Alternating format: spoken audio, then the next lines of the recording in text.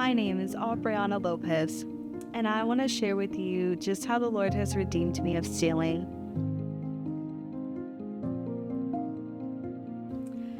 I was one of those people who thought I could never get caught, or that the theft prevention people had bigger fish to fry than me, and for years that's the mindset I had.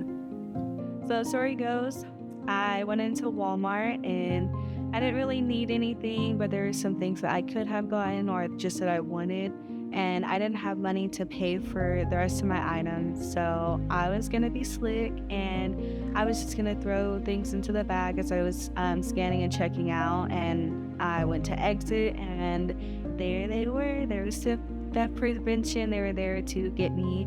And I had a clean shot, I had a clean exit. My car was in front, I had my keys ready to go, but I thought I could work my way out of it, and I thought I could just, go on with my life. The cost of what was stolen was significant enough for them to call the police and have me arrested. For some reason, I was shocked. I didn't think that it could happen to me, and I didn't think this was somewhere I would get for myself. And so they booked me. I was in there for 24 hours and released after seeing a judge.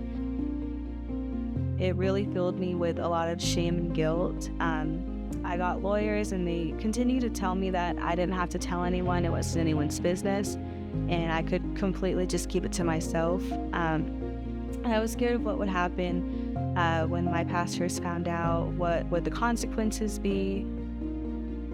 The matter could have been swept under the rug and nobody would have had to know unless they background checked me, which working in kids ministry is always a possibility. But hiding it wouldn't have been truthful of me.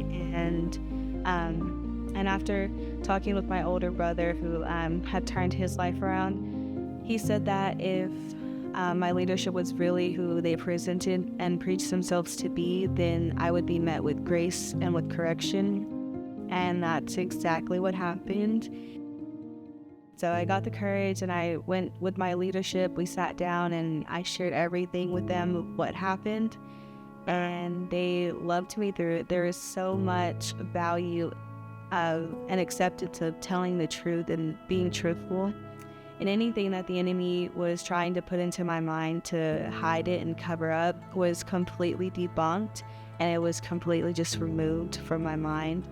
And they did everything to make sure that my spiritual walk with God was being cared for. See, I got caught and arrested for stealing, and we were gonna deal with that, and we were gonna take care of that. But we were also gonna get down to the root issue, which was not living up to the expectations of making good money and providing and gifting those around me. I made really good money straight out of high school from quarantine, most money I've ever made, to this day. And when that kind of stopped coming in, it was hard to have the things that I wanted, but also take care of what I needed. And I didn't have that balance of both. So whatever I couldn't pay for, I would steal it. And that would reveal some struggles of my mom and I we had stepping into adulthood, and she was trying to push me into the right direction, and I wanted to please her, but we couldn't agree upon how things would happen. And being the baby of the family, the last child, I was very much protected, and there wasn't room for me to do much without being in the light, and so I would hide a lot of things. A lot of people in my personal life, they didn't understand why I submitted to this style of correction, but I trusted my leadership and I trusted their discernment from God in handling the situation. Not once was I spoken down to, not once was I shamed or condemned by my leadership.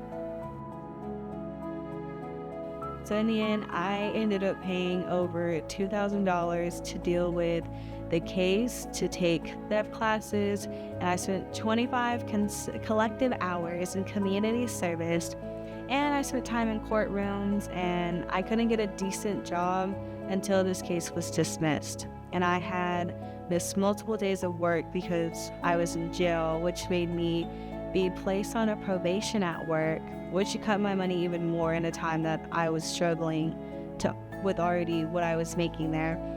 And so God opened the perfect doors for me because I let him do what he wanted to do in my struggles. And it's because I knocked down my own pride and I let the Lord deal with me. And it's hard to let the Lord deal with you, and it's hard to take correction, but you need it.